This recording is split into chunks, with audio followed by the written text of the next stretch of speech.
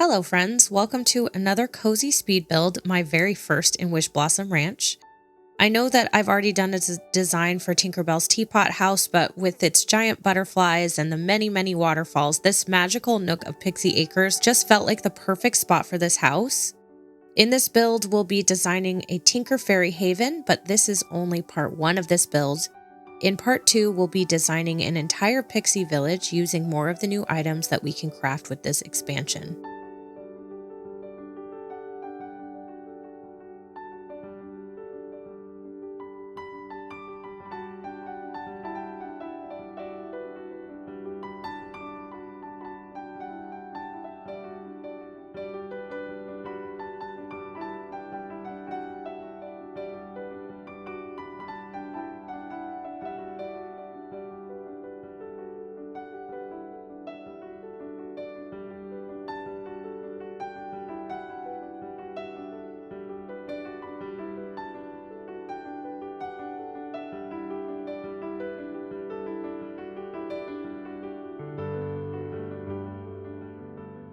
Whether you're here for a cozy background video while you're working on your own valley, or whether you're watching this for inspo, please consider liking and subscribing for more speed builds and tours, tips and tricks, and touch of magic tutorials. If you've already subscribed, thank you so much.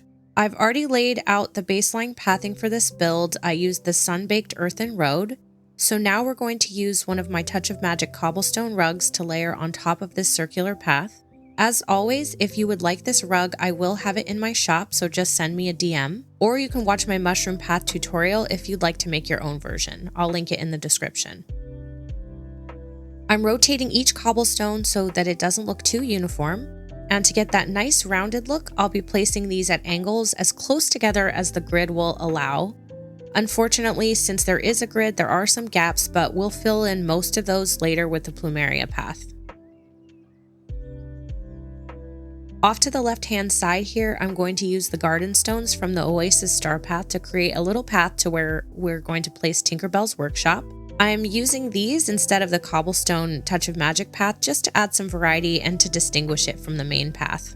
For the centerpiece, we're going to use this Toadstool Fairy Circle. Honestly, I wasn't sure if the colors would quite work in this build since the item has a cooler color palette and Pixie Acres is a very warm biome, but having the blue and purple mushrooms in the Touch of Magic cobblestones actually really does a good job of tying them together. And since Tinkerbell is a Tinker Fairy, I thought it would be cute to have this craftable magnifying glass post as the centerpiece of the fairy circle. As I mentioned, we'll fill in some of this dead space with plumeria petals, and then I'm going to add some on the outside to start some other pathing areas.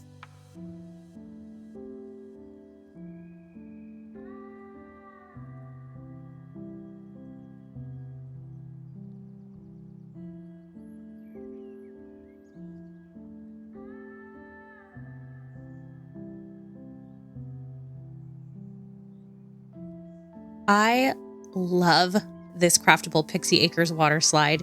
The cute little mushroom windmill at the top is so adorable, and I just love the foliage and the moss that they chose to surround the pond. We're going to go ahead and tuck it into this corner right here. Now to fill in with some larger foliage, I'm placing this so that the bellflowers lean into the house and frame it. I am so happy to have giant flowers and grass. Now we can use them to make all of our fairy house skins in the game look even more fairy-sized than before. This floral fairy bench is another new craftable item with the expansion, and we're going to tuck it in right here next to the house's entrance. It's just so cute, all covered in moss and flowers. I really love all of the new furniture. I'll be making liberal use of these golden felt cap mushrooms in this build. They're the perfect size and color for this area. And of course, I'll be adding lots of my own standby, that beach grass, for a nice overgrown look. On the left-hand side of the house here, we're going to add the puff air balloon. This is a premium shop item that was an instant buy for me. It's from, I think, Tinkerbell and the Lost Treasure movie, and I loved that they added it to the game. The way the pixie dust just floats off of it is so magical, and it's honestly going to be the perfect addition to this build.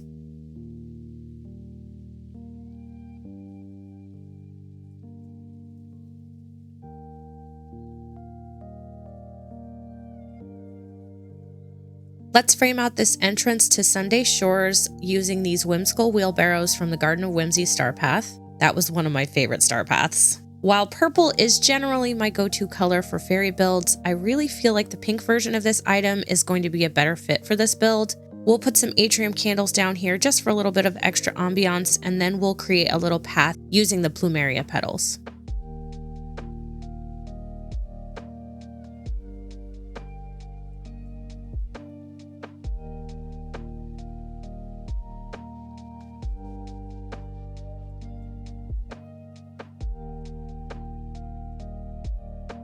These plaza ferns are the perfect color for Pixie Acres, so I'll be scattering them throughout the build. But also these pastel flower patches from Storybook Vale are also perfect items to include. To make it look a bit more like a deliberate path and not just petals strewn around, I'll be adding these rock clusters on top.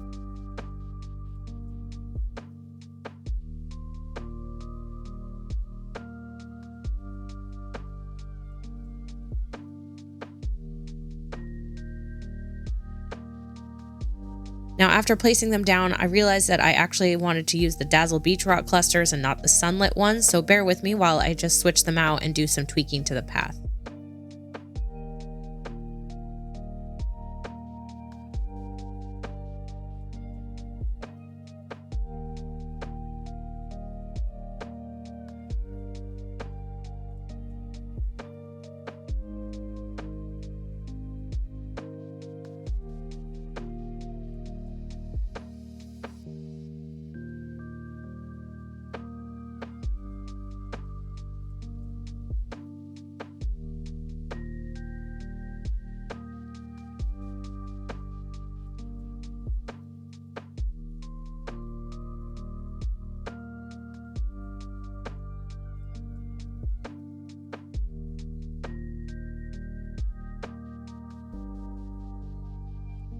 I feel like I use this bookshelf log in almost all, if not all, of my fairy builds. I just love it so much. It's so cute with the books tucked away and the candles next to it. For this build, I'd like to think that Tink has some tinkering manuals tucked away inside the log. Now for the workshop, we'll be using the pink blooming gazebo and create a little workstation underneath it. And of course, because I never really have much of a systematic method while I'm decorating, we're going to move on to fencing off this whole area and using the new flowering wood fencing for that. This is yet another item that I adore. I just love the little firefly jars and the vines and moss and pretty pink lilies of the valley growing up along the fence. It's just stunning.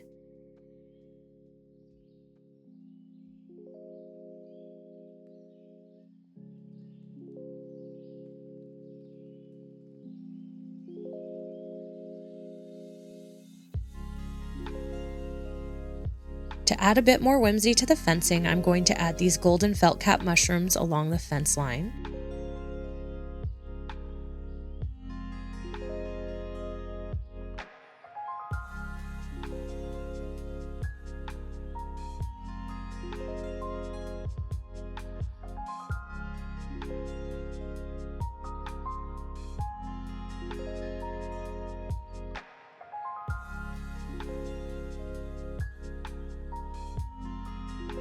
To fill out this area, we'll be using items from the Tinkerer set from the premium shop. I want to make this look like a cute little work table for Tinkerbell. We'll be adding some items to the table later. Even though it's a ranch foliage item, I think this wagon wheel and bush will work so perfectly here. It kind of gives the idea of a lost wagon wheel. And of course, Tink is always integrating lost things into her inventions.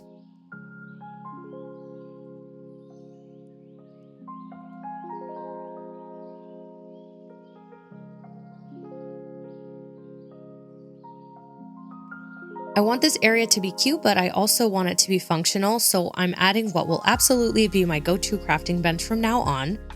I'll also put a storage chest here. I always like to have a crafting station in each biome if possible, just for convenience. So it's nice to have a crafting bench that fully matches the aesthetic of the build. Just adding in some more small details to fill the space. For this fairy circle, I'm actually going to make this one an authentic one with a tree stump in the center, just like the ones you can find in nature. To fill in the space here and sort of section off this area so it looks more intentional, let's go ahead and create a little plumeria and rock cluster path going back to this crafting and storage station. Now, unfortunately, this build isn't particularly switch friendly or item count friendly, so if you want to create this but you don't want to sacrifice too much of your item count, these paths would still look very pretty and intentional without the plumeria petals underneath them.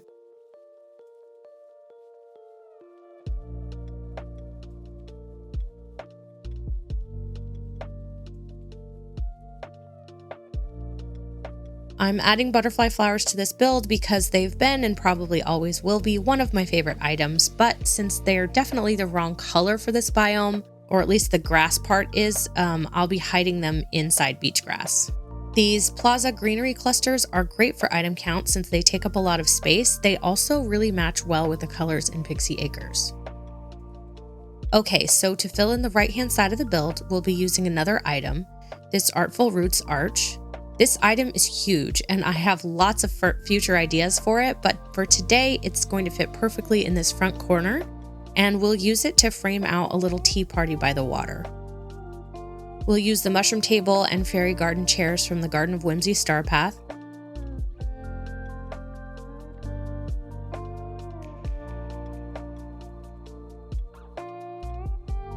And this cute little craftable transparent teapot from Storybook Vale. Extend the path out here, add some beach grass and butterfly flowers. Simple, but it's a perfect little spot for Tink to invite one of her fairy friends over for tea.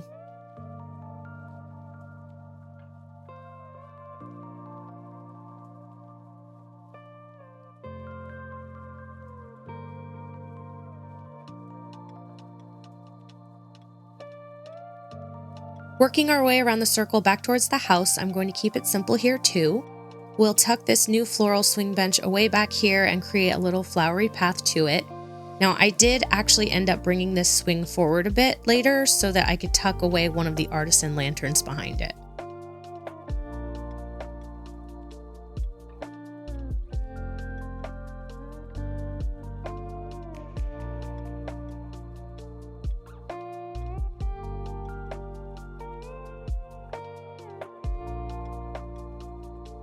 For the last few items around the circle, we're just going to place some foliage down. This tall bellflower with the ladder is, I think, my favorite new foliage item from the expansion. It's so pretty and whimsical. It totally gives Pocket Camp vibes. If any of you played Pocket Camp, you'll probably know the item I'm thinking of. We're going to use it here to frame the right-hand side of the house. This new leafy hammock will fit perfectly in this spot, and then we'll put the leaf rug underneath it.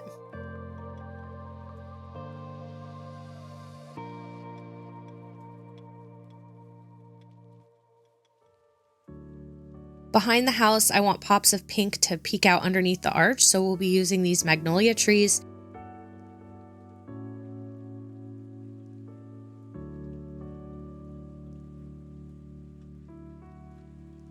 And we're going to add some tall grass just to kind of create a little semi-closed off nook back here.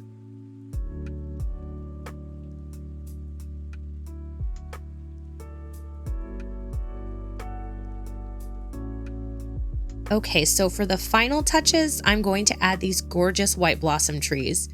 One day when I was playing the game, I was just kind of playing around with the new foliage in Pixie Acres, and I put these down wondering what they would look like here, and I loved the effect. They add such a pretty little springtime look, and they're honestly a perfect contrast to all the greens and warm earth tones and pastels. So we're going to scatter these throughout the build.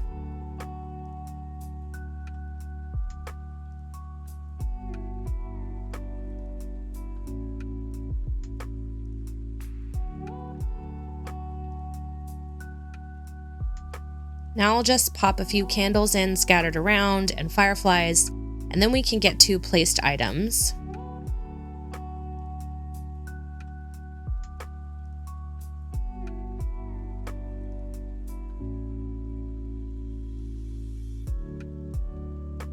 One of the items I'm going to be using is the moss from Storybook Vale because A, I love it. I use it a lot in my fairy core builds, and B, it's just a nice pop of color to add to the centerpiece. For Tink's workshop area, I'm going to place a few piles of pixie dust down.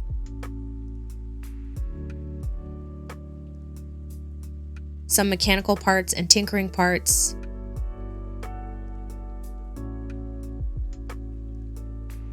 I will be adding acorns and mushrooms to this table later, but I didn't have them in my pockets at the time, so you'll see it in the walkthrough.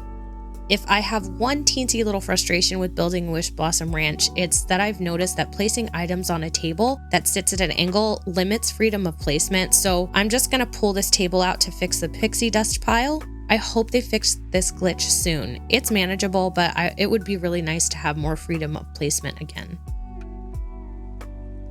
For the tea party, we're going to put down this cute little afternoon tea set that you can make at a cooking station, as well as these new rosehip honey teas. They are so cute with their little flower cup and the little pot of honey next to them. If you've watched the Tinkerbell movies, they're totally Rosetta coated.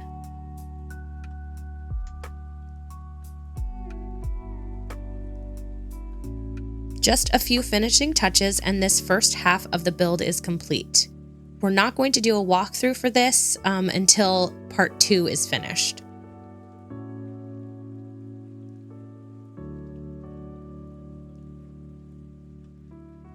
If you've stuck around, I want to say a giant thank you to all my subscribers. I love reading your comments and I appreciate the likes and the hype and the views. My channel is still growing and every interaction helps so much, so thank you. A special thanks to my amazing channel members. Thank you so much for your continued support. It truly means so much to me. If you've enjoyed this video and you haven't subscribed yet, please consider clicking that subscribe button.